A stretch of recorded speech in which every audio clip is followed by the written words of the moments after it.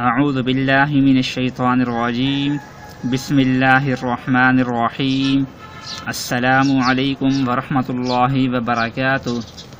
नाज़रीन, हम उम्मीद करते हैं कि आप लोग खैर व आफ़ियत से होंगे। नाज़रीन, इस वीडियो के अंदर हम आपको रमज़ानुल मुबारक की 23वीं शब का एक अमल बताने जा रहे हैं कि 22वां रोज़ा खोलने के बाद जो रात होगी वो 23 की रात होगी। उस रात को एक अमल बता रहे हैं जो कि बहुत ही अफजल है, बहुत ही बाबरकत है। वो ये है कि उस रात को तरावियों के बाद या सहरी के वक़्त जब आपका दिल करे, लेकिन करना रात को ही है, तो एक मरतबा सूरत यासीन और एक मरतबा सूरत रहमान पढ़ना बहुत अफजल है। बहुत बड़ा इसका दर्जा बयान किया गया है।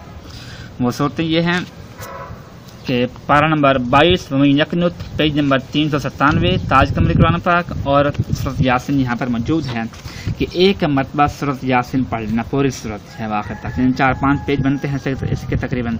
तो एक मरतबा सूरत यासीन पढ़ना और इसके साथ ही एक मरतबा सूरत रहमान पढ़ना है, जो कि पारा नंबर 27 और फरमा खत्बुकुम पेज नंबर 479 ताज कमर कुरान पाक सूरत रहमान यहाँ पर मौजूद है। तो एक मरतबा सूरत रहमान पढ़नी है पूरी आपने यहाँ तक। तो इस तरह से कि 23वीं रात को एक मरतबा सूरत यासीन और एक ही मरतबा सूरत रहमान पढ़नी है, जो कि बहुत अफजल है, बहुत बड़ा दर्जा इसका बयान किया गया है, बहुत इसके फ़ज़ाइल बयान किए गए हैं।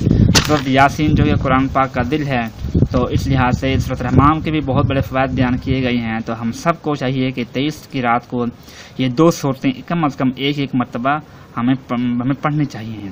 तो दुआ करें कि अल्लाह पाक हम सब को 23 की रात को इन 2 सूरतों के पढ़ने की तौफीक दे और अल्लाह पाक हम सब को रमज़ानुल मुबारक और ख़ासकर आखिरी अशरा जो होगा उसकी सही मानों में कदर करने की तौफीक दे।